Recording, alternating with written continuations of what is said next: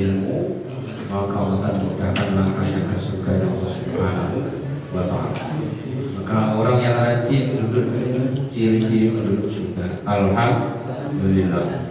Salam senantiasa tercurah kepada kita Nabi besar Muhammad Sallallahu Alaihi Wasallam, Nabi yang kita harapkan sejak yaumina hadza ila yaumil qiyamah, Nabi yang telah mengajarkan kasih sayang kepada umatnya ini. Adanya alam semesta ini karena adanya Rasulullah Sallallahu Alaihi Wasallam.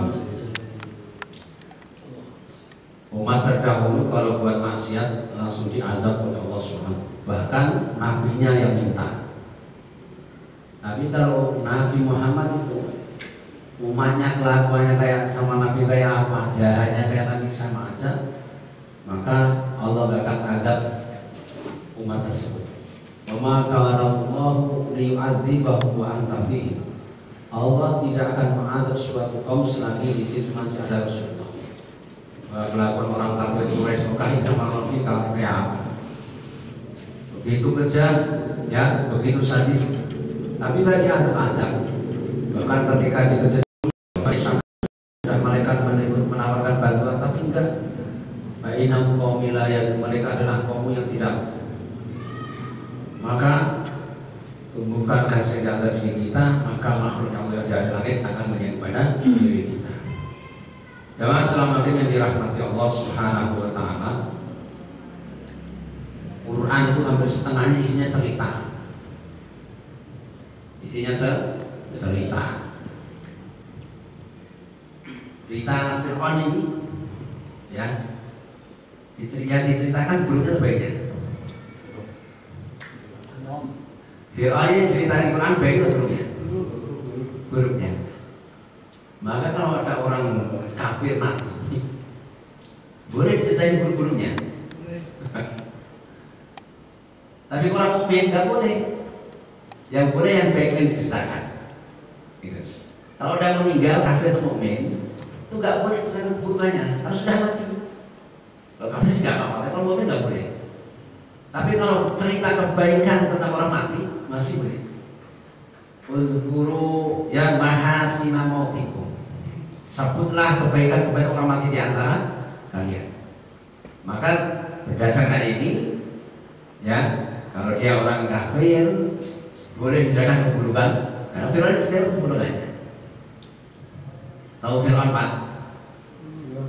Bro, gambarnya lagi.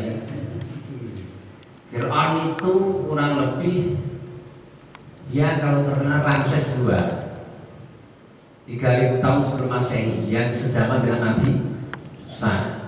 Karena ditemukan ada air garam di paru-parunya ya Ramses II ini. Karena kan dia tenggelam di Laut Merah. Sebenarnya Fir'aun itu hanya nama gelar raja-raja Mesir kuno. Sebutnya Fir'aun.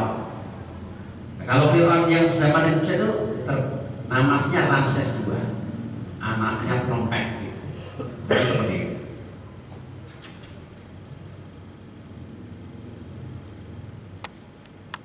Fir'aun itu mimpi ada api dari bumi Sam datang ke Mesir membakar kota Mesir. Mimpinya Fir'aun seperti itu. Ada api dari bumi Sam datang ke Mesir menghabiskan kota Mesir. Maka dia tanya ahli sihirnya, ahli nuculnya, apa makna mimpi ini? Maka dikatakan nanti di Mesir ini akan lahir bayi laki-laki, ketika sudah dewasa akan mengambil kerajaan.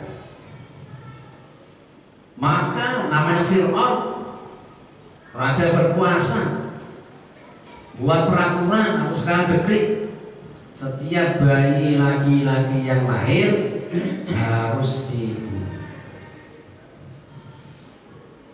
Maka ibunya Nabi Musa melahirkan, dibantu oleh salah seorang, bahasa sekarang bidan, kalau ini beranak ya, bidan. Dia minta Tuhan tolong rahasiakan, tapi lama ibunya khawatir, maka dikasih ilham oleh Allah ini. Ani qadhi fihi fit tabuti faqadhi fihi fil yammi falyulqihil yammu bis-sahil ya'khudhu aduwwun li wa aduwwun la wa alqaitu 'alaika mahabbatan minni wa litusna 'ala 'aini. Letakkanlah Musa di dalam peti, kemudian lemparkanlah ia ke sungai Nil. Maka pasti sungai itu membawanya ke tepi supaya diambil oleh Fir'aun musuhku dan musuhnya. Dan aku telah melimpahkan kepada kasih sayang yang datang dan supaya kau diasuh di bawah pengawasanku. Maka ada janji Allah di bawah pengawasanku. Terpaksa Nabi Musa sama ibunya, Yakubah nama ibunya, dimasukkan peti, dibuang di sungai Nil. Singkat cerita, ditemulah pembantu-pembantunya atau dayanya Fir'aun dibawa pulang. Pada sebelumnya itu bayi laki-laki yang sudah dibunuh Fir'aun. Maka kenapa disebut Laut Merah? Karena bangsa itu warna merah dari darah yang dibunuh oleh Fir'aun. Maka disebut Laut Merah. Tapi Allah mempunyai kuasa lain, wa makaru wa golong. Ini ditemu pembantunya, kemudian terus dibujuk istrinya, ini saya cakap, saya mau lamar. Namanya sekuat-kuatnya lelaki kalau udah dikritikin ya istrinya kan kalah juga. Wa auhayna ila Musa an idrib bi asakal bahr fanfalaqa fa kana kullu firqin kattawdil azim. Nabi Musa ya nolong namanya Fatun sama Samiri. Samiri ini pengikutnya Fir'aun, Fatun itu lagi berantem dengan Samiri. Dipisah sama Nabi Musa. Dipisah sama Nabi Musa.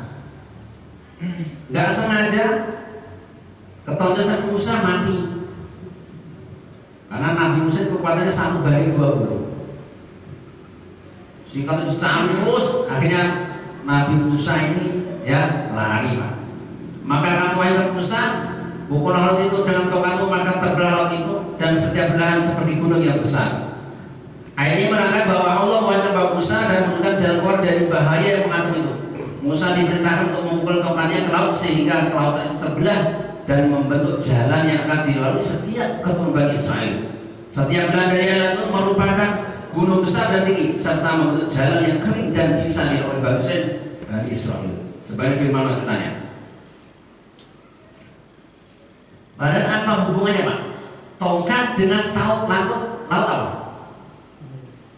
Hubungannya apa? Kalau pakai logika nggak nyambung Pak. Pukulkan Tuhan ke laut. Fauhena alid bi aswakal bahr. Tadi ya sebenarnya. Tapi kalau orang beriman, kalau sudah perintah Allah jangan ada kata ragu. Ini yang perintahkan Allah. Nabi Musa lihat tongkat di saat tangkal yang perintahkan Allah yang Maha Besar kuasa diperintahkan dipukul saat itu bi alfan falaqa fa kana kullu firqin kattawdilah. Atas izin Allah SWT sekali pukul itu laut terbelah menjadi 12 jalan sebagaimana jumlah suku Bani Israil. Jadi suku Bani Israil ada 12 orang. Orang Israel sukanya berantem di saat ini kan berarti orang Gaza saat ini. Jadi orang Bani Israil sukanya berantem. Maka dibuatlah ketika dipukul laut dengan tongkat Musa menjadi 12 jalan. Walaqad awhayna ila Musa ibadi tariqu fil bahri ya basa la takhtar wa la tash. Dan setelah aku wahyukan kepada Musa, pergilah kamu dengan hamba-hambaku Bani Israil di malam hari, maka buatlah untuk mereka jalan yang kering di laut. Kamu tak usah khawatir akan tersudut dan tidak usah ya tidak takut tenggelam. Jadi kan ketika sudah tahu yang bunuh Samiri adalah Musa, Fir'aun menyuruh para musuh panah mengejar Musa dan pengikutnya. Depannya Laut Merah, ya. Belakangnya Fir'aun bersama pasukannya. Penyebutan dalam Al-Quran Fir'aun disebut 74 kali. Terkenal pernah berarti apa ya? Disebut 74 kali. Kata-kata Fir'aun. Haman 6 kali. Korun 4 kali. Jadi kata-kata Fir'aun di dalam Quran itu ada 17 kali diulang. Haman 6 kali, Korun 4 kali. Ada yang mau pakai nama ini Pak? Dengan ini? Ada nggak? Kenapa nggak ada? Ya takut. Oh jangan. Ideologi Fir'aun, keyakinan Fir'aun, monoteisme, mengakui Tuhan itu satu tapi hanya dirinya. Jadi pahamnya ideologi Fir'aun itu monoteisme, bahwa Tuhan itu satu tapi dirinya. Itu ideologi Fir'aun. Waqala Fir'aunu ya ayyuhal mala'u ma 'alimtu lakum min ilahin ghairi fa'uqid li ya Haman 'ala at-tin faj'al li sarhan la'alli attali'u ila ilahi Musa wa inni la'adunnuhu minal kadhibin. Dan berkata Fir'aun, wahai pembesar kaumku, aku tidak mengetahui Tuhan bagimu selain aku. Aku tidak mengetahui ya Tuhan bagimu selain aku. Jadi dia mengaku Tuhan itu satu tapi dirinya Fir'aun. Maka bakarlah wahai Haman, fa'uqidli ya Haman. Haman itu perdana menterinya Fir'aun. Kalau bahasa sekarang menteri segala urusan diperasaan kepada Haman, ya. Dan Haman itu teknokrat, ahli bangunan. Alat tini fadil sohal. Maka bakarlah Haman untuk tanah liat, kemudian buatkanlah untuk bangunan yang tinggi supaya mudah-mudahan melihat Tuhannya Musa. Fir'aun nyuruh Haman buat bangunan dari tanah yang tinggi, tujuan ingin melihat Tuhannya Musa adalah di langit. Wa inni la'adhunnuhu minal kadhibin. Kata-kata Fir'aun ini, ya, aku beryakin bahwa dia termasuk orang berdosa.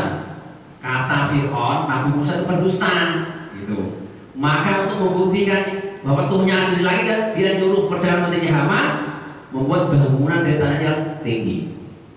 Jadi ideologi Fir'aun monoteisme, tapi Tuhan adalah dirinya sendiri. Al-Qasas ayat 38. Yang kedua, ideologi Fir'aun politeisme. Fir'aun mengenai Tuhan itu lebih dari satu, dan dirinya adalah Tuhan yang paling tinggi. Dia lebih bahwa Tuhan itu lebih dari satu, tapi yang paling tinggi adalah Fir'aun. Faqala ana rabbukumul a'la. Artinya Fir'aun sudah berkata, akulah Tuhanmu yang paling tinggi. Ini kata-kata Fir'aun Allah abadikan dalam surah An-Nazi'at 24. Faqala ana rabbukumul a'la. Jadi dia mengaku Tuhan, ada Tuhan selain Fir'aun, tapi yang paling tinggi al-a'la adalah Fir'aun. Kan dulu ini sempat rame kan? Fir'aun, orang Haman sempat rame. Yang rame videonya Cak Nur. Kalau yang pernah dapat ya. Pernah yang dapat Pak? Berarti enggak ahli medsos juga mau ke sini. Perilaku Fir'aun, perangai Fir'aun dalam surah Qasas. Inna Fir'auna 'ala fil ardi wa ja'ala ahlaha syi'an yastad'ifu ta'ifatan minhum yudabbihu abna'ahum wa yastahyi nisa'ahum innahu kana minal mufsidin. Sesungguhnya Fir'aun telah berbuat sewenang-wenang alam, sewenang-wenang semau dia di muka bumi dan menjadikan penduduknya terpecah belah, rakyatnya diadu domba, ya, rakyatnya diadu domba. Dia menindas, rakyat ditindas, Bani Israel ditindas sama Fir'aun. Sekolah dari mereka menyembelih wa yudabbihu amram, laki-laki tadi disembelih sama Fir'aun. Wa yastahyi nisahu, dan memberikan wanita-wanita agar hidup. Sesungguhnya Fir'aun termasuk orang yang berbuat kerusakan. Innahu kana minal mufsidin. Jadi peringat Fir'aun pertama apa? Sombong, sewenang, terserah gue, raja. Semau dia, mau nabrak undang-undang kayak ya gak apa-apa, nggak saya raja. Ya, gitu. Semua seperti itu zaman sekarang ya. Nah, dia lagi berkuasa, mau bunuh kan ya. Yang kedua, suka memecah belah. Kalau gak dukung pemerintah, kamu radikal. Nah, itu namanya dipecah belah, Pak. Kamu intoleran, itu namanya dipecah belah. Yang bisa kerja penguasa. Jadi Fir'aun sendiri bilang ya kepada kaumnya, Musa nanti akan membuat kerusakan. Musa itu bawa agama yang baru. Musa itu pemberontak. Itu didengar Fir'aun bersama pengikutnya kepada rakyat kecil. Yang ketiga, menindas eksploitasi. Maksudnya apa? Kekayaannya rakyat dijadikan budak bagi Fir'aun. Memang dijadikan budak Bani Israel sama Fir'aun. Kita dijadikan budak juga. Ya, suruh kerja tapi gajinya kecil. Dieksploitasi hanya. Yang untung hanya pengusaha-pengusaha saja. Tapi rakyat biasa nggak untung. Ini saya nggak nyebut, jangan baper, baper Pak. Ya, saya nggak nyebut siapa. Saya menyampaikan ya, penjelasan Quran seperti ini. Terakhir, menyembelih rakyatnya, genosida,